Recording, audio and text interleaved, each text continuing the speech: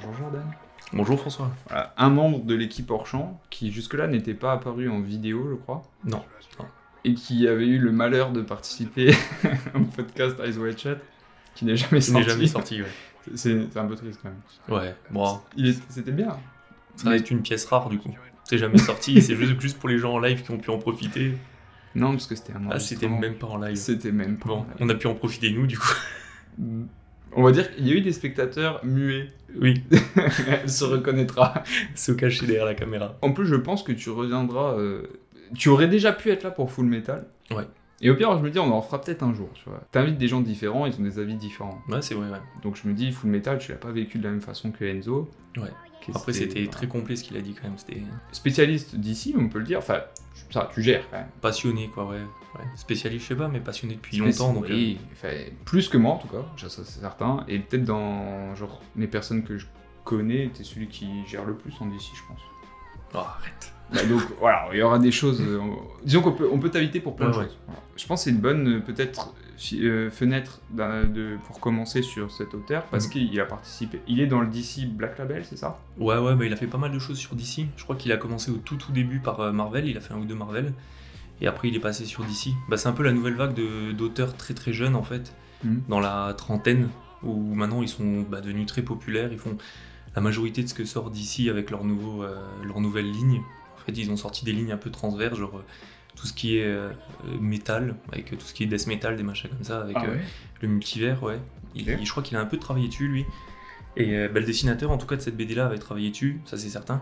Et aussi Ligne Infinite, où c'est un peu leur nouveau fer de lance, quoi. Une nouvelle ligne où ils revisitent un peu tous les personnages, sans oublier un peu tout ce qu'il y a dans le passé, en faisant des petits clins d'œil à gauche à droite. Et bien, tu valides leur travail? Ouais, il y en a pas mal qui sont vraiment bien, je trouve. Ouais. Est-ce que tu sais, parce que du coup on va parler d'une de ses œuvres, mais qui ne fait pas partie de l'univers des super-héros, Ouais. ça on peut le dire. Et est-ce qu'il a fait ça avant ou après les autres choses qu'il a produites? Après, pour moi, il est vraiment devenu célèbre avec celui que j'ai ramené là, le Joker War. Donc c'est Vas-y, hein, si tu veux le montrer. ouais, c'est un peu le moment. voilà une revisite d'un Joker un peu en fin de carrière où il fait un attentat Arcane, il tue beaucoup d'autres super méchants, choses comme ça. Et en fait, il y a toute une grosse enquête là-dessus qui se fait où c'est sorti en 5 ou 6 tomes.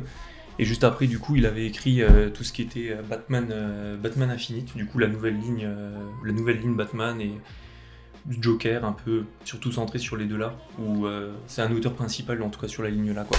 Ce qui est marrant, c'est qu'il a fait un peu genre le principe du old Batman, mais avec le Joker. Ouais, c'est un peu ça. Ouais. C'est pas con, hein. Personne n'y avait pensé. Ouais, c'est ça, ouais. En fait, il a fait un Joker qui avait déjà eu une vie avant. Je sais que on n'oublie pas tout le passé, en fait. Des fois, t'as des petits flashbacks de choses comme du Killing Joke, comme Death in the Family, des choses comme ça, où il revient un petit peu dessus.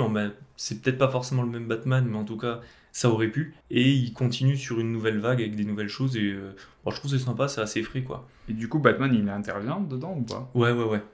C'est vraiment, je crois qu'il est en 3 ou 4 tomes. Et vraiment, il essaye de balayer un petit peu tout ce qu'il y avait avant. Je sais que Harley Quinn, du coup, c'est plus la copine du Joker. Il y en a une nouvelle qui entre en jeu, qui s'appelle Punchline, où il essaye un petit peu de ramener quelque chose d'un peu plus frais. Je trouve que c'est sympa, ça se laisse lire, quoi. Parce que Harley, elle est morte? Non, elle est juste séparée et elle est du côté des gentils maintenant. Ah. Elle est dans la Batman Family un petit peu avec eux, quoi. Ok, tu sens un peu ce qu'ils ont fait avec les films aussi. Hein. Ouais, c'est ça, ouais. Et c'est ça vraiment, je pense, qui lui a donné un peu le budget et un petit peu la prestance pour pouvoir se lancer sur des œuvres un peu plus annexes à lui, quoi. Ouais, voilà. Tout ce qui est un peu Urban Comics ou Indies Comics, c'est une autre branche du coup de DC où ils font des choses très très indépendantes, des choses comme ça, quoi. Ou je sais qu'il s'était vraiment lancé là-dessus à la base. Donc c'est Something is Killing the Children. Avant ou après Nice Avant, ça c'est vraiment avant, ouais. Parce que de toute façon, ça c'est celle en cours. Ouais, c'est la toute fin, ouais. Ça, il lui continue encore. Et c'est vachement sympa, c'est l'histoire de notre monde à nous, où en fait les enfants, jusqu'à qu'ils deviennent assez grands, en fait, ont le pouvoir de, s'ils y croient assez fort, les monstres qu'ils imaginent existent. Mais sont vraiment monstrueux parce qu'ils tuent des gens à la pelle, quoi. Et est-ce qu'ils viennent genre dans le monde réel ou pas? Ouais. Et seulement les enfants peuvent les voir. Ok. Et les enfants qui ont survécu en fait et qui sont devenus adultes après, quoi. Mais du coup, qui combat les monstres et les enfants? Non, en fait, c'est une société secrète qui s'appelle l'Ordre de Saint-Michel, en référence à Saint-Michel qui a combattu le dragon. Bâtard, on a des trucs en commun avec genre ce que j'essaye de faire. Ouais, ben. Enfoiré. Mais vas-y. Et du coup, c'est stylé parce qu'ils expliquent que Saint-Michel, c'était un peu le premier. Ils appellent ça des slaughters, des bouchers un petit peu. Et donc, Saint-Michel, c'est le premier boucher qui a permis de tuer le premier monstre qui était le fameux dragon de l'histoire. Et depuis, en gros, il y a une société secrète avec des gens avec des masques qui tuent les monstres en fait dès qu'ils apparaissent, quoi. Et les monstres sont vraiment. Tu vois, genre, est-ce qu'ils sont originaux? Ou ça reste, tu vois, genre dragon? Je trouve ce qui est bien fait, c'est qu'on les voit pas non plus réellement. Trop. Ouais. Okay. C'est très, très noir. C'est un peu le même style graphique que The Nice House on the Lake. C'est très, un peu. Aussi aquarelle. Ouais, un peu moins coloré, justement. Un peu moins coloré, tout se passe Mmh. beaucoup dans la pénombre, mais très aquarelle, donc ça reste des formes très diffuses. Tu vois pas clairement, en fait, un monstre que tu pourrais refaire, quoi. Et les gosses, genre, ils interviennent pas plus que ça. Ils se font massacrer, quoi. Mais c'est tout, tu vois, genre, il y a pas. Il y en a un ou deux qui essaient de faire quelque chose, mais c'est. Ouais. Tu vois, je pensais à un petit truc à la Stranger Things, tu vois, genre, les gosses font partie prenante de l'histoire. Ouais, non, là, c'est plus réaliste. En gros, ils ont un entraînement Ça va rien, quoi. à fond, et les gosses, ils sont là pour. Ils servent un petit peu d'appât, des choses comme ça, ouais. Ah ouais, vraiment. Ouais.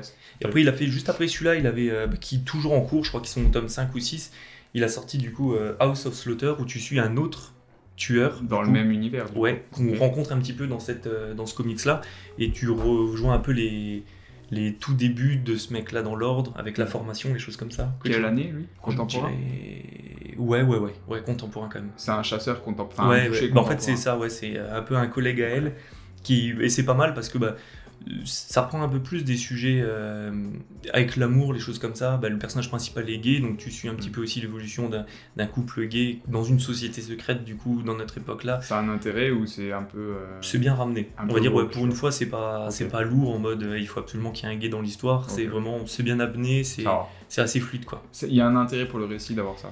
Que ce soit un homme ou une femme, ça aurait rien changé, mais on va dire que heureusement. Le fait qu'ils soient encore moins acceptés, parce qu'en fait t'as des familles de bouchers, et en gros vu qu'ils sont pas de la même famille, ils sont pas censés pouvoir se fréquenter. Et malgré qu'ils font un peu leur éducation ensemble, mais voilà, quoi. Et... D'ailleurs, vieux, ça n'a rien à voir, mais si t'as mal aux yeux, parce que je sais que des fois la lumière elle peut un peu fort, tu peux baisser.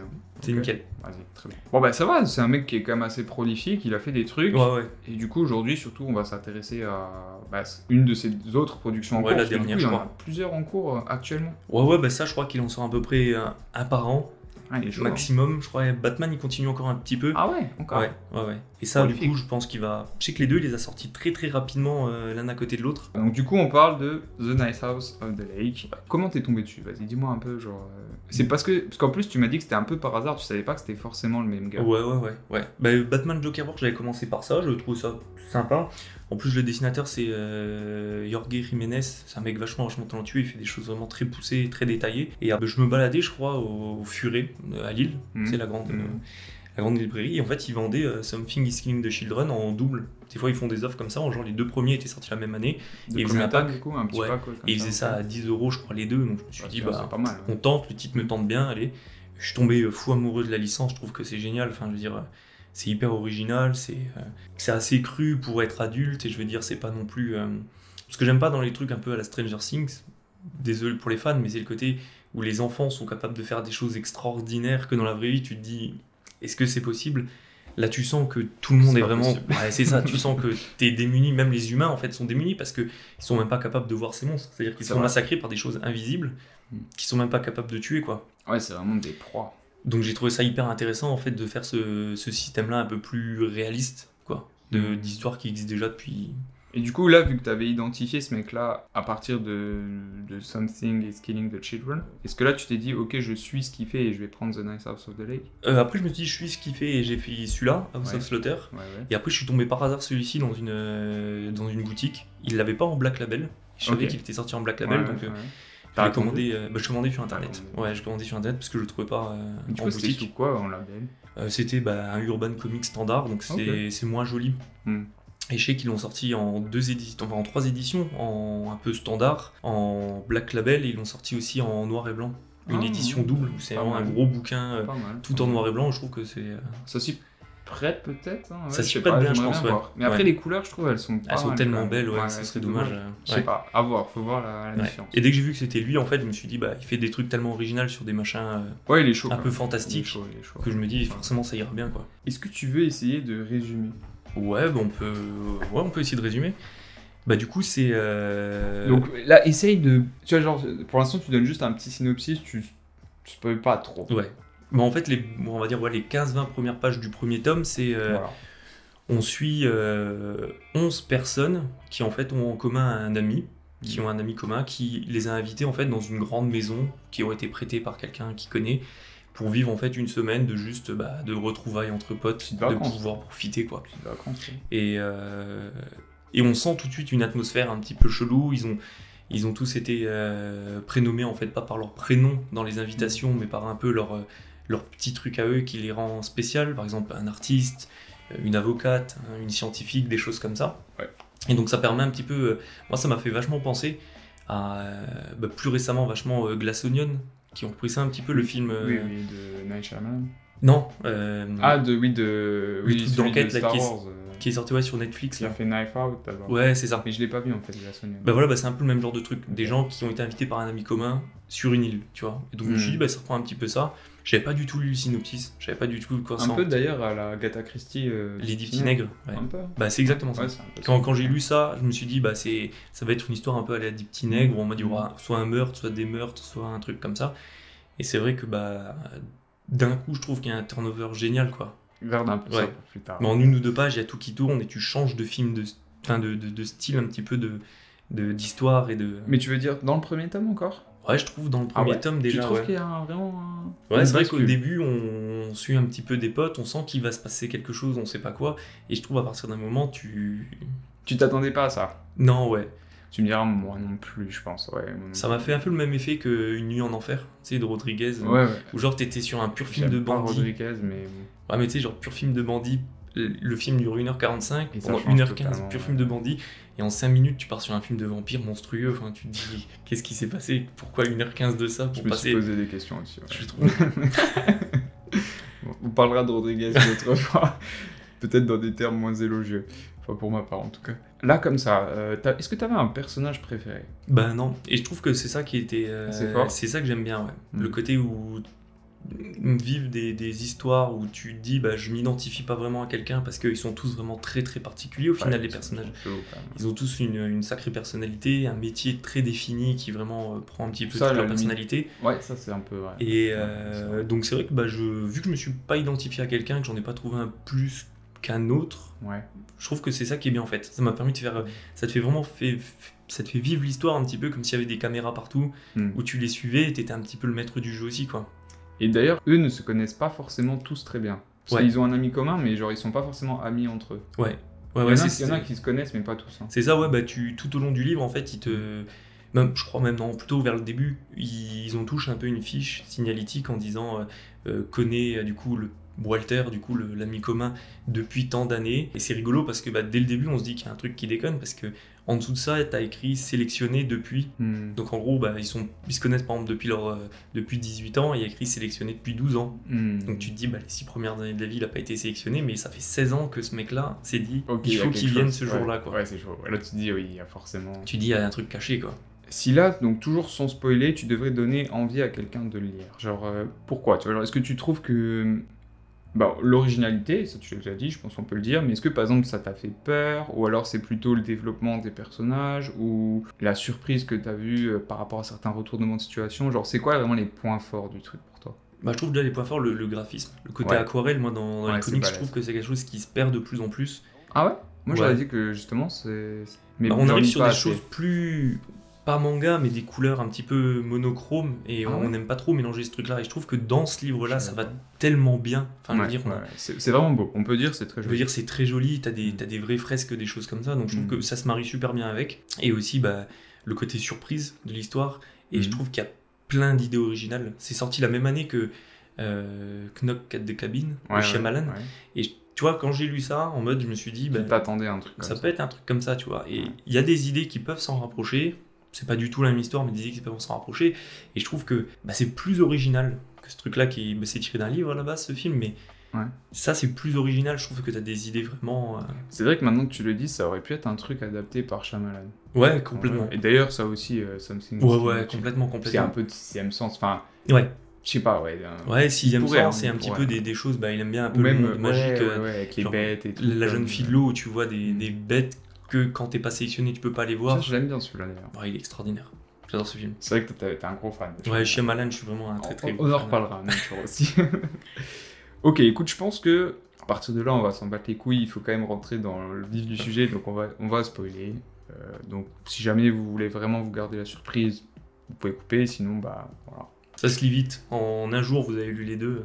Bon, en vrai, oui. Ouais. Enfin, ça dépend toujours si t'as d'autres trucs à faire, mais si vraiment t'es motivé, oui, tu peux le lire assez vite. Ouais. Ok, donc là, plus de retenue. Est-ce que tu penses qu'on découpe ça comment? Genre, plutôt on parle vraiment de l'histoire cette fois, ou alors on parle plutôt des personnages d'abord? Bon, comme tu le sens. L'histoire, c'est vrai que j'aurais du mal à me souvenir vraiment de tous les persos. Il y en a plein que j'ai un peu Il y en a qui sont plus... Il y en a qui sont plus marquants effacés que d'autres. Ouais, je suis assez d'accord. c'est ça, ouais. Alors, ok, vas-y, pour l'histoire, donc on peut dire... Maintenant, on peut y aller. Walter, c'est clairement un extraterrestre. Ouais. Un jeune extraterrestre, d'ailleurs. Ouais, et pas très haut gradé, Voilà, voilà, ce qu'il raconte, c'est loin d'être... C'est un peu un sous-fifre. Ouais, c'est une petite merde, quoi. Ouais. Puis en plus, il a des parents et tout, genre... Ouais. C'est pas clairement l'alien, quoi. C'est pas l'apex qui va vraiment détruire tous les humains et au top de sa race. Et du coup, il s'est fait des amis. Ouais. Et il les a en fait sauvés d'une apocalypse sur Terre. Ouais, une sorte d'apocalypse complète, quoi. Qui a tué tout le monde. Hein. Ouais. C'est un espèce d'incendie. Enfin, plus même une explosion ou un incendie. En fait, c'est ça qui est très drôle, je trouve, c'est qu'ils ont repris en fait les idées de l'artiste. Je sais pas si tu te souviens, au début du livre, j'ai adoré cette accroche-là entre les deux. Je me rappelle pas. C'est, il discute avec l'artiste, je me souviens plus du tout de son prénom. C'est la dernière qui a été invitée, celle qui doit pas faire partie du truc, normalement. C'est la meuf, ouais. Et en gros, ils se sont pas parlé au début, ils se voyaient un peu vite fait avec une autre bande de copains, et un jour, il lui a parlé franchement, et il lui a demandé directement, pour toi, comment ça se passerait l'apocalypse. Et à chaque fois qu'ils reparlaient ensemble, toutes les quelques semaines, ils lui envoyaient un texto en mode, faut qu'on parle, et ils parlaient que de ça, en fait. Genre, ils avaient une relation basée uniquement sur leur vision de l'apocalypse. Et je sais que ce qu'il lui dit, enfin ce qu'elle lui dit un peu en mode moi je vois bien ça, je vois bien ci, et ce que disent ses autres potes quand il leur pose la question, en fait l'apocalypse c'est un mélange de tout ça. Comme s'il avait pris un peu les idées. Donc pas uniquement l'artiste mais aussi un peu de... Ouais, aussi son super meilleur ami, je sais plus, Nora je crois. Celui qui était un homme et qui est devenu une femme. Ouais, tout à fait, c'est exact. Et pareil, tu vois, un peu, il lui en parle un moment en mode comment toi tu verrais ça. Et j'ai l'impression que les idées en fait que les humains lui ont données, il s'est dit c'est la bonne manière de faire parce que c'est peut-être comme ça qu'ils veulent en fait une apocalypse quoi. Avec la peau, je sais, la peau qui fond ou la peau tombée, les choses comme ça, des grands incendies. Donc oui, ok, ça je m'en rappelais pas. Ou j'ai peut-être même quand j'ai lu, j'ai pas fait le rapprochement. Ouais. Mais ok, c'est intéressant. Et du coup, il les a protégés dans cette espèce de maison, donc on sait même pas où elle se situe, parce qu'eux, ils ont perdu connaissance. Ils savent même pas où c'est, Ouais, et ils sont juste réveillés, genre, en arrivant sur les marches. Ils ont eu l'impression d'avoir fait un voyage tous, mais ils savent même pas s'ils sont venus en voiture, en avion. Ouais. Et d'ailleurs, moi, j'avais un petit côté Lost, tu vois, genre, ils arrivent dans un endroit un peu mystérieux où il se passe des choses et tout. Ouais. Après, bonne influence. Hein. Enfin, moi, j'avais bien aimé Lost. Ouais, les premières saisons, c'était bien. On en reparlera un autre jour. Ça fait beaucoup de choses à parler. Qu'est-ce que t'en pensais de comment ils exploitent la propriété? Parce que bon, c'est un truc, on dirait une villa d'architecte. Ouais, clairement. On peut le dire, parce qu'il y a un architecte qui du coup interviendra plus tard, qui a designé la maison. Complètement la maison, ouais. Et tout même les environs. Oui, ouais. Alors c'est classe, tu vois, genre il y a un cinéma, il y a une salle de sport. En même temps, ils sont coincés là, donc forcément, il faut qu'il y ait des activités. T'as une piscine, t'avais... T'as des randos, t'as un lac, t'as un bateau, t'as un bateau. Et surtout, il y a quand même un truc qu'on peut pas passer à côté, c'est qu'ils ont un peu une boîte magique qui exauce leurs souhaits. Ouais. C'est dès le début, de mémoire. Alors de mémoire, c'est dès qu'ils le savent. Mais c'est présent en théorie. Mais c'est présent, ils l'utilisent pas au début parce que... ils le savent pas. En fait, il se fait berner assez hyper rapidement, quoi, Walter. C'est-à-dire, vas-y, développe. Je crois que c'est à partir du 2e ou 3e jour ou un truc comme ça, t'as du coup l'artiste qui sont complètement à part des autres parce que elle est là en mode je connais personne et pourquoi je suis là. À part Walter. Et en gros elle s'isole, elle arrive à avoir du réseau. Ah ouais. Ouais. Je dormais ou quoi? Et c'est là où en fait elle voit sur les réseaux sociaux en mode C'est la fin du monde. C'est la fin du monde, les gens ils disent je comprends pas, ma peau, ne touchez surtout pas à vos brûlures, la peau tombe, des choses comme ça. Et elle voit que ça se passe de pire en pire en fait, plus elle remonte le truc quoi. Et c'est là où elle vient en pleurs vers les autres en disant mais regardez ce qui se passe, des trucs comme ça. C'est vrai parce que jusque là ils n'étaient pas conscients de la fin du monde. Ils étaient en mode on est en vacances, ça faisait 1 ou 2 jours qu'on était dans une villa de rêve avec notre pote, tout va bien quoi. D'ailleurs, au départ, Walter n'est pas là. Je crois qu'il arrive le 2e jour ou un truc comme ça. Ouais, si, au début, il se présente en mode... T'es sûr ? Ouais, quasiment sûr. T'es sûr de toi ? Parce qu'après, il disparaît. En fait, il vient au début, pour un peu que ce soit normal que le gars qui les invitait soit là. Ouais. Et dès qu'ils apprennent ça... Il disparaît. En fait, ils l'engueulent, ils se battent un petit peu avec. T'as son meilleur pote, Nora ou un truc comme ça, qui essaie de lui en mettre une. Et c'est là où, en fait, il fait son truc un petit peu informe. Il lui arrache le bras. Ouais. Et il disparaît. Ouais, d'accord, t'as raison, ouais, c'est ça. Et du coup, ils ont cette possibilité de faire des souhaits, genre, et le lendemain, Walter, en gros, il leur amène clairement ce qu'ils ont demandé. Devant la porte, Et il y a des limites à ça, je sais plus s'il y a, genre, ils trouvent rapidement des limites à ce qu'ils peuvent demander. Bah, je crois qu'il y en a une qui trouve rapidement une limite, c'était, je sais plus quel rôle elle joue, mais en gros, elle, toute sa famille à l'extérieur est morte. Ouais. Et je sais que genre les 10 ou 15 premiers jours, on voit sa liste de souhaits. C'est quelqu'un, c'est une personne. Ouais, elle demande que son mari. Et ça, il peut pas faire. Ça, il fait pas. Et après, surtout, elle demande genre des lames de rasoir, un flingue, des choses comme ça pour pouvoir se suicider. Ouais. Et il lui donne pas non plus. Ça, c'était badant quand tu le rencontres. Par contre, bonne transition, ils peuvent pas mourir aussi. Ouais, bah, c'est ça que je trouve le plus original dans cette histoire-là. Jusque-là, encore, des gens isolés, tu peux dire, c'est comme une sorte de Lost ou plein d'autres choses en fait, où on a déjà vu ça. Et là, le côté un peu où ils sont dans une sorte de monde, peut-être même pas sur Terre, on n'en a aucune idée en fait. Où Walter, il est maître d'un jeu où il peut jouer un petit peu sur tout. Mais ça, je trouve qu'on s'en rend moins compte pendant le premier tome que le deuxième. Ouais, c'est vraiment le deuxième où il exploite à fond ça, quoi. C'est clair. Et même c'est ce qu'il disait, où en gros Walter, il a blessé sa meilleure amie uniquement pour leur montrer qu'il pouvait pas mourir, tu vois. Ça, ils le comprennent hyper tard, mais en gros, ils ont mis un bandage sur quelqu'un qui, au bout de 2 minutes, était réparé, quoi. Après, ça, c'est toujours un peu ludique, tu vois, genre, quand ils voient qu'ils peuvent pas mourir, ils font des tests, genre...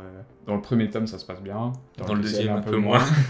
Est-ce que t'as trouvé... Ah bon, on en reviendra après. Le premier tome, par contre, tu vois, je trouvais... Peut-être que je le trouve moins bien rythmé que le deuxième. Parce que, mine de rien, je trouve que la découverte de la personne qui est emprisonnée, parce que du coup, eux, ils vont forcément chercher... Au bout d'un moment, l'être humain, genre, surtout qu'ils savent qu'il y a eu l'apocalypse, ils ont envie de se barrer, quoi. Genre, ils sont coincés là, et ils cherchent une solution pour sortir, ça me semble plutôt logique. Parce que même, ils s'ennuient aussi au bout d'un moment. Et en faisant des recherches, ils tombent sur... une autre structure. Ouais, des sortes de totems, je crois, ou des sortes de... Avant la grande structure qu'ils rencontrent, ils tombent sur beaucoup de totems disposés un petit peu partout, et il y en a certains, quand ils les touchent, en fait, ils voient des visions. Ils voient des visions de ce qui se passe à l'extérieur. Ah, ça, c'était bien, ça. Ça c'était vachement bien, ouais. Même des visions un peu, je crois, de leur famille. C'est quelque chose d'assez proche à chaque fois. Dès que c'était une personne qu'ils touchaient, en fait, c'était sa famille à elle qui mourait dans cette vision, quoi. Comment ils retombent, du coup, sur la 12e personne, excuse-moi, la 12e personne qui était pas enfin, qui devait plus être là, en fait. Mais en fait, je crois qu'il y a un mec qui décide, lui, de... En fait, Walter interagit toujours avec eux, malgré que tout le monde sache... À distance, hein. Bah, et surtout, il voit un des mecs, le gars qui est un peu comique. Ouais. Bah, je crois qu'il s'appelle Le Comique, un truc comme ça. Je l'aime pas, d'ailleurs. Et lui, Walter va le voir dès le début, en mode... vous pouvez chercher une solution, mais essayez de profiter, je fais ça pour vous, je fais ça pour vous protéger. Et lui, il se fait carrément doctriner là-dedans, et en fait, il leur dit clairement, ok, on peut chercher en parallèle, mais on va pas faire ça H24, on peut faire des choses à côté. On a une boîte magique, on a une liste où on peut demander ce qu'on veut.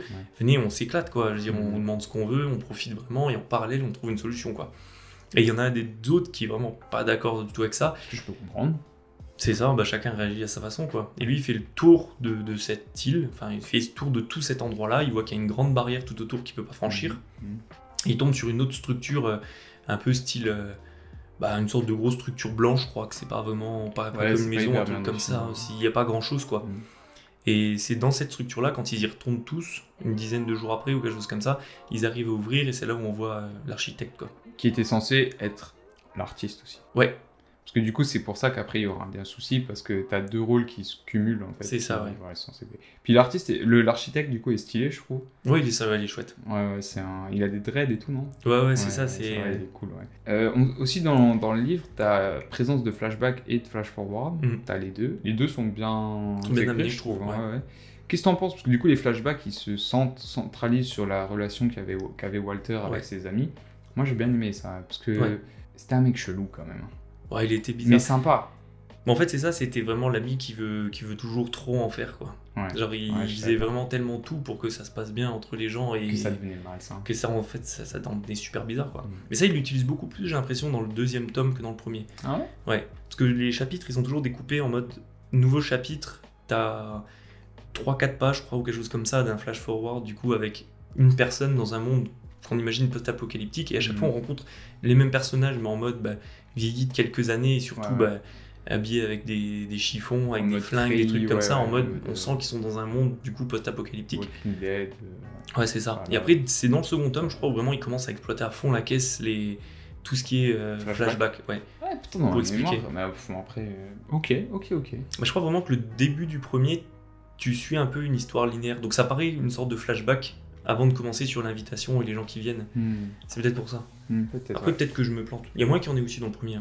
Et. Toi, genre, t'aurais été pote avec Walter, tu vois, ou trop bizarre? Bon, je sais pas.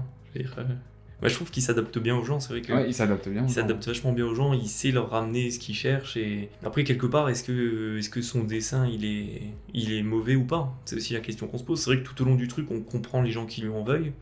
On comprend les gens qui se disent, c'est pas si mal que ça, ce qu'il fait, parce que il nous a sélectionnés, il nous a sauvés, comparé au reste. Et même, c'est un amour très très franc qui leur... c'est vraiment ses amis.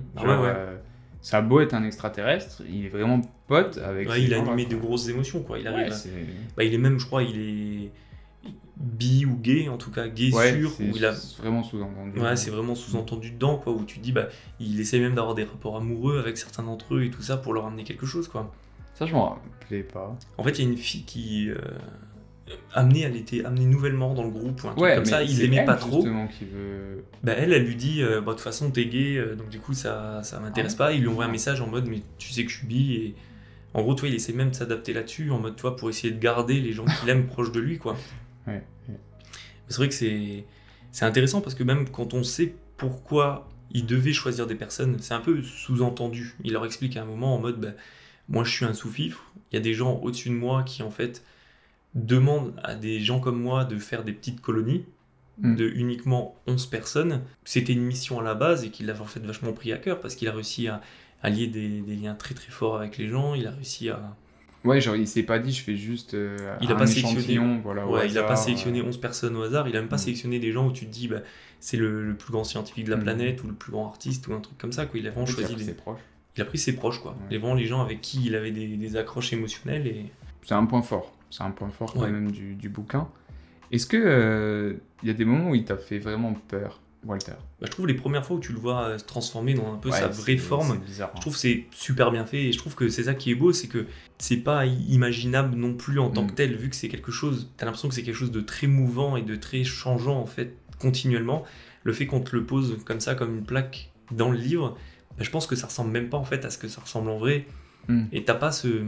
Je sais pas, il y a un côté... moi, je trouve un poisseux, visqueux, comme ça. Ouais, t'as vraiment l'impression que c'est un amas de chair qui se déplace un petit peu de manière informe. Et... Non, ça marche. Hein. Moi, je trouve que c'est hyper original. Je suis pas sûr d'avoir déjà vu des aliens comme ça, quoi. Moi, ça m'a fait penser à Arrival, tu sais... les espèces de taches noires, là, qui... Ouais, mais t'avais en fait quelque chose vraiment avec cette patte... Tu sais, t'avais une sorte de corps avec les tentacules qui crachaient du coup l'encre pour faire des... Mais je vois ce que tu veux dire, c'est vraiment... Ça me fait penser à ça, ouais. Un peu. Après, avec ses lunettes aussi, il est très représentatif. Non, ça se dit pas vraiment. Mais elle brille, tu sais, souvent dans le noir, comme et ça, tu vois pas ses yeux. Ouais, ça, il joue bien avec ça. Moi, je trouve que c'est bien amené, parce que tu sens toi, comme si l'âme d'une personne était représentée par son regard ou par ses yeux, et lui, tu vois pas. Depuis le départ, en fait, on montre jamais vraiment ses yeux, il a toujours ses lunettes, donc tu te dis, c'est bien, ça aurait pu donner un indice dès le départ qu'il était pas vraiment humain, quoi. Toi, parce que du coup... Bon, on l'a dit, son choix, il est questionnable quand même, parce qu'il fait quand même presque un zoo avec ses amis aussi. Ouais. Toi, personnellement, t'en penses quoi de son projet Genre, t'aurais fait la même chose? Ou au contraire, non, c'est pas un trait humain de réagir de cette manière? Après, je pense qu'on aurait tous tendance à choisir des proches dans le cas où... Franchement, oui. Je veux dire, qui choisirait pas ses plus proches parents ou ses meilleurs amis si on avait le choix de se dire, t'as le droit de prendre 10 personnes avec toi pour être sauvé et vivre avec eux, tout le monde le ferait. Et tu penses que les gens réagiraient de cette manière, c'est-à-dire que forcément c'est un groupe trop petit et que tu peux pas prendre leurs proches à eux, et que du coup ça se passerait mal et qu'on arriverait à ce genre de conclusion où forcément soit ils essayent de s'enfuir, soit de te tuer. Ouais, je pense que c'est vraiment le choix en fait qui a posé question en fait à tous quoi. C'est le fait qu'on leur ait pas parlé de tout, que en fait tout ça n'était un peu qu'une mascarade et que se soit imposé, qu'ils aient jamais eu leur mot à dire quoi. C'est vrai. Et même le fait qu'on les empêche de mourir, ça leur empêche encore une liberté plus grande de se libérer de ça quoi. Parce qu'ils sont emprisonnés, ils peuvent pas vieillir je crois dans le livre. Il a aussi une sorte de potard où le vieillissement, les maladies, la guérison, tout ça quoi. Donc tu te dis, tu t'imposes à quelqu'un de vivre éternellement, c'est une malédiction quoi. Il a imposé une malédiction tout en voulant les sauver parce que je pense qu'il a pas non plus le recul des vrais sentiments humains non plus. Tu vois, il les a appris au fur et à mesure au niveau de ses rencontres. Comme un autiste quoi, à force de côtoyer les gens, il a appris à comment il a fait comment du mimétisme, voilà, je pense que c'est ça, mais il comprend pas. Il comprend pas, je pense, l'essence du truc. Pas, en fait. Même lui, il comprend même pas en fait au bout d'un moment pourquoi on lui en veut, pourquoi il peut pas revenir avec eux, pourquoi. Ouais, c'est balèze, hein, ça, c'est balèze. Hein. Il nous met quand même un peu dans la psychologie d'un être non humain, ce qui est pas facile. Ouais. Ouais, en fait, c'est vraiment lui, je pense que c'est lui où on suit le plus la psychologie, quoi. Et c'est plus intéressant. Hein, c'est le plus intéressant, ouais. Parce que comme tu dis, les autres, ils sont vraiment définis par rapport quand même à leur métier ou leur talent. Ouais, c'est ça. Ouais. Donc c'est vraiment, de toute façon, c'est lui le plus intéressant. Ouais, c'est clair, ouais. Attends, je réfléchis, est-ce que j'ai d'autres questions ? C'est sûrement le cas. Personnage inutile, parce qu'il y en a, ils servent un peu à rien, quand même. Ouais, là, je pense que c'est ceux que je m'en souviens plus. Enfin, je sais qu'il y a... le comique, je pense qu'il est fait pour être chiant et il y arrive bien. Et même, je trouve qu'il est utile, tu vois, parce que c'est le premier complice de Walter, du coup. Ouais. Donc, je trouve que ça, c'est bien, le côté où il essaye de ramener un petit peu... de faire accepter aux autres, en fait, ce qui se passe. Je trouve que c'est bien que, du coup, il n'y ait pas eu simplement les 11 personnes qui se disent « on veut se barrer d'ici ». On veut niquer, ouais. Parce que sinon, ça aurait été vraiment, genre... unilatéral, tu vois, manichéen, genre. Alors que là, vraiment, il a inspiré quelque chose. Ouais. Et même, il a une femme, du coup, qui l'a convaincu, où ils font la cuisine pour les autres, ils font des trucs. Donc, je trouve qu'il y a un peu un côté... Sa femme, c'est quoi déjà ? Non, c'est pas la docteure, hein, c'est autre chose. Hein. Si, je crois que c'est le médecin, ouais. Ah ouais ? C'est elle qui va se faire buter ? Ouais. Ah ouais ? Ouais, parce que je crois qu'après, il lui dit en mode, chérie, tu veux pas essayer juste pour la science, pour voir ce que ça fait ? Ah non. Lui, c'est l'acteur. C'est l'acteur, ouais. Tu vois, l'acteur aussi, je trouve qu'il est hyper bien développé aussi dedans, tu vois. Il a ce côté un petit peu, c'est un peu nous, quoi, je veux dire, quelqu'un qui peut être rencontré partout, il a pas vraiment de point très particulier dans sa personnalité, mais il se laisse guider par le flow, il y en a plein qui agissent pas du tout dedans. Ouais, c'est vrai, c'est un peu, ils attendent, quoi. Ouais, même le personnage principal, au final, quand tu regardes, je pense que un peu le personnage principal, Nora, des Enlevés qu'on veut suivre, elle est un peu inutile, quoi. Sauf dans le tome 2, quand même. Ouais. Parce qu'elle fout le bordel. Elle fout le bordel. Mais tu vois, elle est là en mode, c'est le grain de sable qui n'était pas prévu, qui au final fait enrayer toute la machine. Ouais, c'est vrai. Elle devait pas être là à la base. Elle devait pas être là à la base. En fait, c'est elle qui arrive à tout détruire. Et même, je trouve que c'est bien ce qu'on apprend un petit peu, où lui, il a fait cette société-là pour on sait pas quoi. Il explique un petit peu que c'est pour que ses congénères voient un peu comment ça fonctionne. Une sorte d'étude, ouais. Ce qui est logique. Hein. Pourquoi pas, ils ont détruit la planète et ils se disent on a pris un échantillon pour voir ce que ça donne, quoi. Et c'est vrai qu'ils disent que on lui a donné 11 places, ils sont 12, qu'il y a un souci, parce que si ses supérieurs voient ça, déjà les 12 ils passent à la trappe, lui passe à la trappe. Donc tu vois, tu sens que même lui s'est fait prendre par ses sentiments parce qu'il s'est dit c'est dur de choisir. C'est dur de choisir, si je peux en prendre plus, je vais essayer. Et... Je pense qu'on peut dire que, moi ça c'est un des trucs que j'ai préféré, et tu me l'avais dit quand tu m'as prêté le tome 2, c'est qu'il y a vraiment aussi un changement de paradigme entre le 1 et le 2, parce que là en gros, il voit que ça se passe mal, et du coup il décide de revenir carrément dans le temps, et cette fois-ci de s'inclure dedans, et de ne pas leur dévoiler la fin du monde. Ouais, non, si, dans le 2, non ouais, en fait ils savent la fin du monde, mais ils ne savent pas que c'est lui. Voilà, oui, c'est ça la différence, excuse-moi. Et en plus il isole Nora.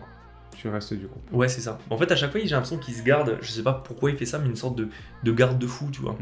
Une sorte d'humain qui a une conscience. Ouais, avec qui, en fait, il pourrait partager tous ses états d'âme et tous ses secrets, quoi. Ses questions. Ouais.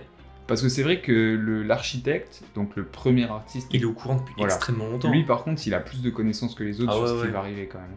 Ah, je crois que depuis qu'ils étaient au lycée ou en université ou des trucs comme ça, il a montré son vrai visage à ses deux meilleurs amis, donc Nora et l'architecte, et Nora avait pété un câble, il lui avait effacé la mémoire. Et l'architecte avait compris, il lui avait expliqué qu'en gros ce serait la fin du monde, qu'il faudrait choisir des gens, tout le monde ne peut pas survivre, et lui il était en mode bah ok. Rationnel. Genre... Et il l'a aidé, tu vois, il l'a aidé à fonder cette maison, à faire un peu cet Éden où les gens aimeraient vivre et aimeraient se sentir bien quoi. Ouais, lui il avait la techno, mais il n'avait pas forcément les connaissances pour construire un endroit. Je pense le design. Ouais, c'est ça, et même, c'est ça. Création d'un monde en fait. C'est ça. Et ça, quand même, je trouve c'est super cool qu'il y ait ce changement vraiment drastique entre les deux, parce que du coup, vu qu'ils savent pas que que son espèce est responsable et que lui est un alien, bah, il l'intègre en fait dans les recherches. C'est ça, ouais. Et il les aide, quoi. Ouais, parce que lui, du coup, il faut qu'il joue le jeu. Ça, c'est vraiment cool. Et il nous dévoile plus la manière dont est géré l'endroit. Comme tu dis, c'est avec des espèces de potards ou de boutons où il peut gérer c'est ça, le degré, comme tu as dit, de vieillissement, la manière dont tu récupères des blessures. C'est très ludique. La météo aussi et tous les trucs comme ça, quoi. Tout à fait, la météo. D'ailleurs, un truc une remarque que je m'étais faite, il n'y a pas beaucoup d'animaux. Tu vois, genre. Non, je crois qu'ils envoient des oiseaux. Des oiseaux, je crois, et rien d'autre. Ouais. Ok. Bah, ça, je pense que peut-être ce sera développé dans la suite, s'il y a une suite, je sais pas s'il y aura une suite quoi. Ouais, je pense que ça marche assez bien, non? Si ça marche bien, je pense qu'il y aura une suite. suite. C'est vrai que ça pourrait s'arrêter là, techniquement. Moi j'aurais bien aimé que ça s'arrête là. Moi j'aime bien les trucs pas longs, le côté où on te donne une fin et toi t'en fais ce que tu veux. Ouais, c'est vrai. Moi je trouve que c'est pas mal quoi. On peut le dire, je pense que le tome 2 il est construit sur un espèce de climax. Ouais. Où du coup Nora parvient à se libérer en fait de sa prison et à rejoindre l'endroit où justement tout est géré, l'espèce de console de contrôle. Et pendant qu'elle est en train de jouer, bon après ça c'est un peu en scénarium dans le sens où c'est quand même une grosse coïncidence, mais c'est aussi au moment là où ils refont des tests avec les armes et la manière qu'ils ont de mourir, et bien sûr ça se passe pas bien. Ouais. Mais du coup c'est cool parce que ça les met... déjà Walter il voit qu'il y en a un du groupe qui est mort. Donc forcément ça a un impact, puisque ça impacte aussi beaucoup les autres. Ouais. Et c'est Nora qui les met au courant ou pas Qui les met au courant, tu vois, que justement il y a un centre de contrôle. J'ai l'impression que Nora, elle les isole, je sais plus qui les met au courant. Je crois que c'est le mec qui avait découvert ce centre de contrôle à la base, qui les a amenés une première fois et qu'ils ont libéré l'architecte. Je crois qu'il leur dit en mode j'ai découvert un des premiers jours un centre, c'est peut-être là-bas où elle a été, je crois. Et je crois qu'il a découvert un petit peu par hasard là-bas, quoi. Parce que Nora, pour moi, elle est complètement isolée tout le long du truc. Et il lui fait sa petite maison où elle est derrière un verre sans teint. Un miroir. Et je crois que c'est Nora qui, derrière le verre sans teint de mémoire, avec de la buée, elle écrit à l'artiste en mode suis-moi quand Walter viendra me chercher. Stylé ça d'ailleurs. Et les manières dont ils communiquent. Ouais, c'est ça. Et je crois que c'est comme ça que l'artiste sait où est la cabane, elle les suit, c'est comme ça qu'elle sait où rentrer dedans et tout, quoi. Et du coup, là aussi, très bonne idée, je trouve, de l'auteur, c'est que Walter, c'est vraiment pas un enfoiré, parce que, enfin, pour en débattre, en fait, il leur laisse le choix, surtout à Nora, d'en gros, soit décider de décider de son sort. Genre, il se met un peu à leur merci, et soit il le tue. C'est quoi l'autre option déjà ? Soit il le tue pas, je crois, un truc comme ça. Ou il intervient plus dans... Non, je crois que c'est soit tu le tues, soit tu le tues pas. En fait, je crois là-bas, c'est ça qu'elle négocie Nora. En gros, elle dit, ils ont tous leurs boutons à eux. Et elle a dit, je veux bien commander ça, mais j'en veux un pour toi. Pour que tu puisses, à la base, en gros, pour que tu puisses, être toi aussi, à notre niveau, quoi. Et il accepte. Et c'est comme ça, je crois qu'après, ils ont le choix de le buter ou pas. Eux, ils prennent cette décision. Donc, tu l'aurais fait, toi ? Tu l'aurais buté ? Après, moi, j'aurais un peu de curiosité, quand même. Ouais, après, c'était le seul être qui était capable de t'aider, au final, dans le groupe. Puis, donc, bon, il y a une personne qui est décédée, mais en plus, c'est même pas vraiment lui le responsable. Non. C'est un peu des bâtards, parce que ça reste quand même leur pote, normalement. Après, c'est un sentiment très humain, en mode, tu peux te venger tout de suite, et c'est vrai que tu vois pas... Puis t'as peur de ce qu'il peut faire. Ouais, c'est ça. Mais c'est vrai que là, du coup, ils prennent quand même une... Moi, j'y pensais pas, parce qu'en fait, il est pas vraiment mort. Oui. Ouais, c'était un peu un coup de... un coup de Trafalgar, en mode... C'est toujours là, en fait. Ouais. Et Nora, en plus, le sait. Ouais. Et du coup, elle a ce secret que le reste du groupe ignore. Ouais. T'en penses quoi ? Cool qu'il survive ou pas ? Je pense qu'il était nécessaire à l'histoire. C'est un peu lui qui porte tout, quoi. Donc s'il est plus là, c'est foutu. Ouais, suivre des survivalistes sur une île, en mode... ou pas une île, ou peut-être sur une autre planète, ou un truc comme ça, en mode c'est l'apocalypse. Je trouve qu'il y a moins d'intérêt, quoi. Mais appuie les aliens en fait. À moins que. À moins qu'ils soient toujours sur Terre, ils doivent survivre par rapport à ça. Mais... Ouais. Ou que la race revienne. Ouais, mais je trouve que c'est vraiment ce qui a l'intérêt. Le côtoyer quoi. Ouais, vraiment ouais. Le côté fantastique au final, il passe un petit peu. Enfin, plutôt science-fiction, mais le côté science-fiction, il passe un peu au second plan, tu vois. Oui, c'est vrai, c'est vrai. Là, c'est plus au niveau des relations entre ouais, vraiment, des sentiments, des choses comme ça, des choix difficiles qu'on pourrait faire par rapport à comment on ressent les choses aussi. Ouais. Est-ce que tu crois que s'il y a un 3e tome, ils vont refaire un changement total, vu qu'il est encore là? Ouais, ça se peut de revenir en arrière de nouveau, d'essayer avec quelque chose d'autre. Ouais, autre chose. Peut-être, hein. Sinon, tu verrais plus un truc dans la continuité? Peut-être, ouais, ou en mode, tous les flash-forward qu'on a, on est à partir de cette époque-là. À partir de ce moment-là? Ouais, ils ont réussi à sortir et... Ok. Parce que c'est vrai je crois, à la fin, ce qui est écrit, c'est fin du premier arc, ou un truc comme ça. Il y a une fin un peu genre... Mais c'est vrai que c'est bien, au cas où il n'y en a pas de tome 3, ça va, t'as une histoire. Au moins, ça se termine bien, je trouve. Ça se termine en mode... il y en a un qui est mort, lui il est plus là, il le déteste, c'est génial.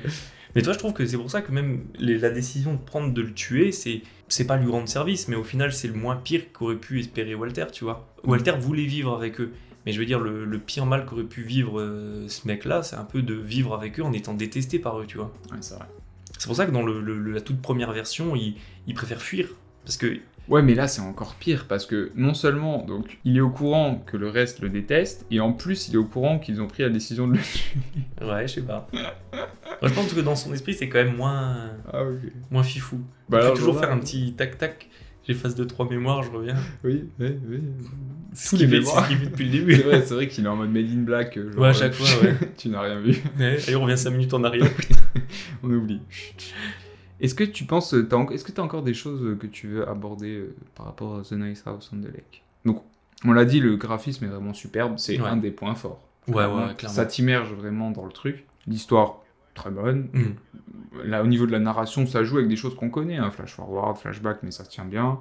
Peut-être les flashbacks sont plus intéressants que les flash forward parce qu'on n'a pas encore trop d'infos. Ouais, moi je trouve aussi. Mais peut-être que par le futur, ça prendra son sens. Tiens, un truc que j'ai bien aimé, c'est l'utilisation des réseaux sociaux. Parce que des fois, il nous met genre des pages entières où c'est juste un chat. Des conversations, des SMS, des trucs Instagram, des machins comme ça. Ouais. En vrai, dans la société où on est actuellement... Tu te projettes beaucoup plus facilement, quoi. Ouais, et puis des fois aussi avec l'écrit... Tu sais, tu ressens différemment ce que les personnages se disent et tout, et ça j'aime bien. Ouais, même la manière dont il a de communiquer avec eux, les trucs comme ça, c'est vrai que c'est...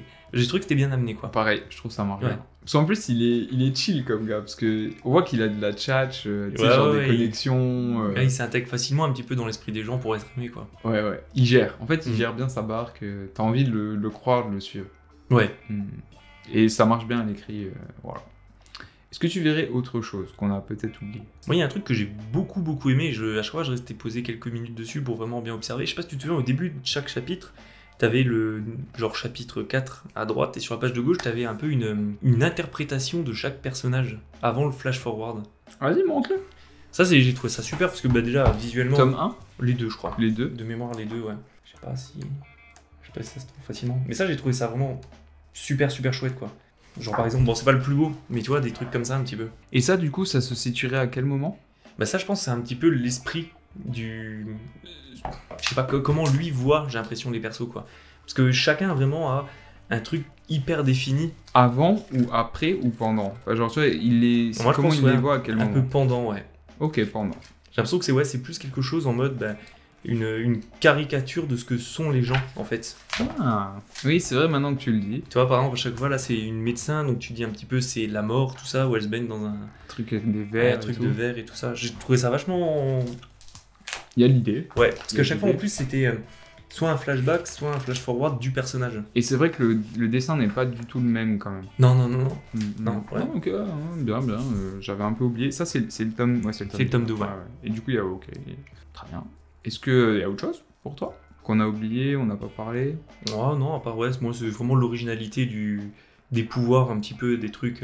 C'est pas vu quoi, c'est pas du déjà vu, je trouve que c'est... Et le côté qu'on te donne vraiment aucune info, moi j'adore ça. Et en plus, dès le début, il les prévient qu'ils ont chacun... Oui, il les prévient que genre toi t'es l'artiste, toi t'es le musicien... Ouais, et même il leur donne un logo en mode...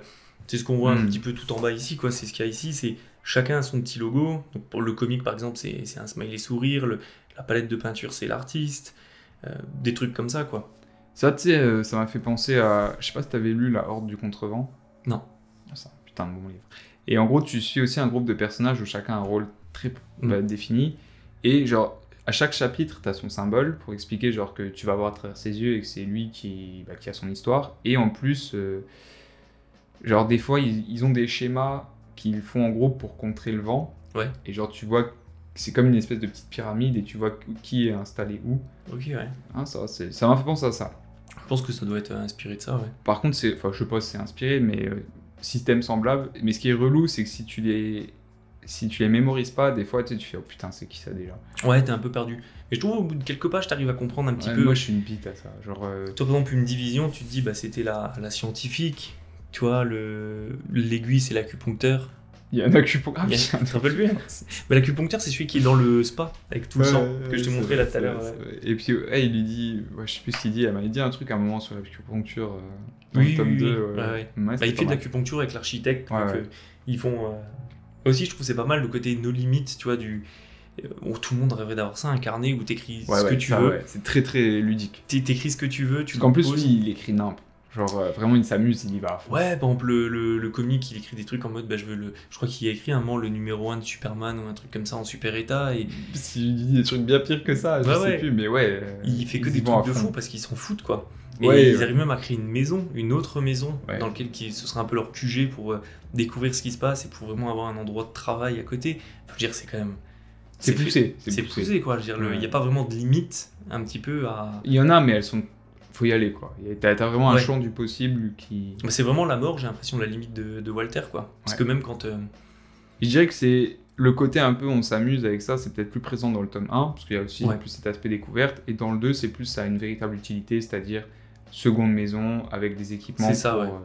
Bon, après, ça sert toujours. Après, c'est vraiment la découverte, je pense, c'est vrai que tout le monde réagirait comme ça, tu t'es incarné comme ça, bah... T'essayes des trucs, quoi. Tu te dis jusqu'où ça peut aller. Ouais, ils demandent des armes, ils demandent tout et n'importe quoi. Ouais. De la bouffe, parce que c'est vrai que d'ailleurs, c'est comme ça qu'ils se nourrissent aussi. C'est comme ça qu'ils se nourrissent, ouais. Et du coup, ils se font genre des maxi trucs. Bah, en même temps, ils se font chier. Donc, Même un peu, je crois, c'est dans la toute première version où t'en as qui disent bon, on va faire plutôt un potager, on va essayer de chasser, de pêcher, parce qu'on veut pas vivre au crochet du coup du gars qui nous a fait tant de mal que ça et tout, quoi. Ouais. Parce que c'est vrai qu'ils se doutent quand même que c'est. Il leur dit dans le 1 que c'est lui qui exauce les souhaits. Ouais, il me semble. Bah, ils s'en doutent, je pense. Ouais. Je pense qu'ils s'en doutent. Je crois que c'est pas dit clairement. Au moment où ils le découvrent, ils se transforment dans ce truc-là, la sorte de forme informe, et je crois qu'ils se disent tout de suite que ça doit être ça. Ça doit et je crois que c'est l'artiste qui dit ce que je vois sur les réseaux en mode ce qui se passe et comment les gens meurent, c'est moi qui lui ai dit, quoi. Ouais. Bah écoute, moi là comme ça je vois rien d'autre. Si jamais t'as des idées, n'hésite pas à ajouter. Sinon, je tease déjà un truc pour le futur. Je vais essayer de te faire voir ou lire Golden Kamuy. Parce que du coup, si je peux faire un podcast, toi, Saïd, Victor, et bah du coup moi, là-dessus, ça va être banger. Parce que franchement, j'ai du mal à en sortir là. Genre, il a pris mon esprit le truc. Je te jure, c'est bien. C'est très très bien. Ouais, je tenterai ça. Vas-y. Rien d'autre sur le monsieur, sur... Bah, c'est vrai que c'est pas une œuvre très très... Mais il y a 2 tomes, donc développé pour l'instant. C'est pas One Piece, quoi. Mais je veux dire, je pense qu'il faut tenter, faut se laisser tenter. C'est des trucs ça vaut pas grand chose. Je crois que c'est 15 € le comics. C'est un bon moment, tu passes un bon moment. C'est presque du one shot, genre au niveau des mangas. Tu sais, c'est court, c'est condensé. C'est ça, c'est carré. Même là, on voit le fait qu'on peut s'arrêter à tout moment sans être dégoûté en mode il me manquera la moitié de l'histoire ou un truc comme ça. Moi, j'adore ça. Et même ce côté Apocalypse, je suis de plus en plus dedans. Je trouve que c'est vraiment une idée originale. Tu peux la développer de tellement de manières différentes, tu vois. Alors, moi, j'ai toujours été un fan du post-apo. C'est génial, quoi. Enfin, je veux dire, c'est... On peut peut-être citer le dessinateur, parce qu'il fait un bon taf quand même. Ça s'appelle comment? Alvaro Martinez. Ok. Par contre, il n'intervient pas sur les autres. Hein. Non. J'ai regardé chez moi si j'en avais d'autres de lui et... Il a fait, je crois qu'il a fait aussi un peu Marvel et DC et beaucoup sur les trucs métal, quoi, les machins d'univers parallèles, les trucs comme ça. Et ça, il faut que tu m'en parles parce que vas-y, développe un peu ça. C'est quoi le délire avec le truc métal? Je pense que l'idée de base c'était Flashpoint Paradox. Je sais pas si où en mode t'as des univers parallèles, des trucs comme ça. Et en gros là t'es dans un univers où le Batman tue le Joker. Ok. Le Joker, en fait, émet une sorte de poison qu'il avait déjà prévu à la base, en mode quand je meurs, ça s'émet. Il pollue Batman, qui se transforme en fait en Batman qui rit. Ça, t'as déjà dû le voir.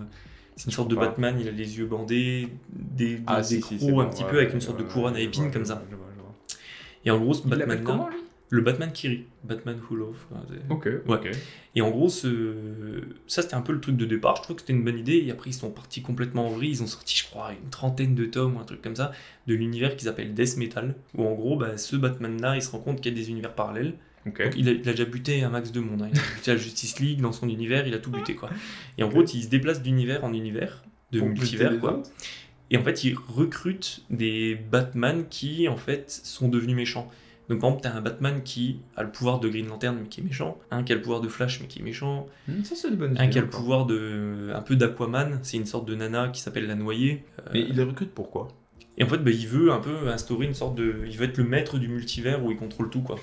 Mais genre, dans quel but ? Parce que là, ça va faire... Mais c'est un peu, c'est là où ça part en vrille. Enfin, je vais pas spoiler, mais je veux dire, c'est... À la fin, t'as une sorte de bataille de dieux, où ça devient une sorte de dieu Batman contre... Enfin, c'est une...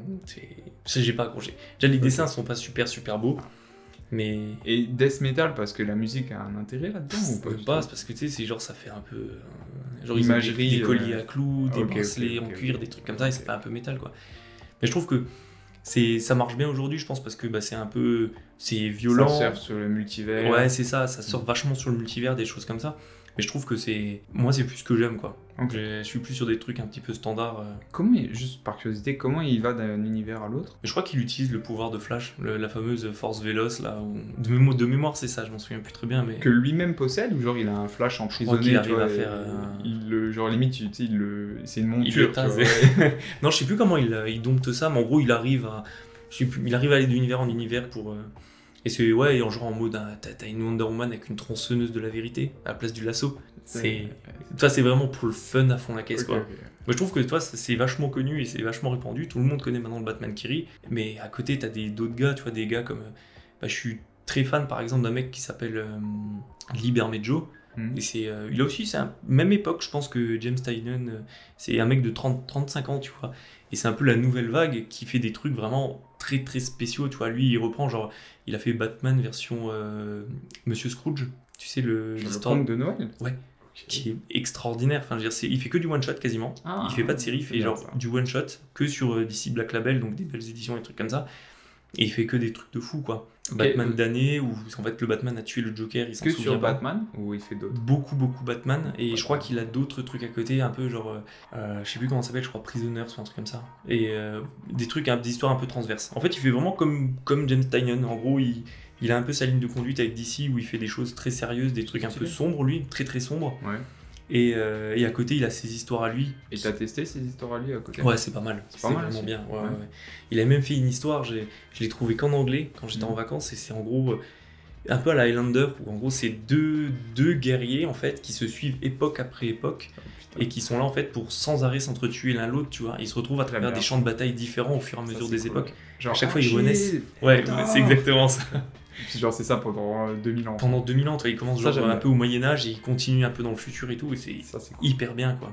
J'avais un scénar là-dessus, mais bon, on verra ça une autre fois. Ok, bah écoute, voilà, je pense que ce sera un peu tout pour aujourd'hui. Une fois aussi, il faudra quand même que je te fasse venir pour un épisode de la jeunesse de Picsou.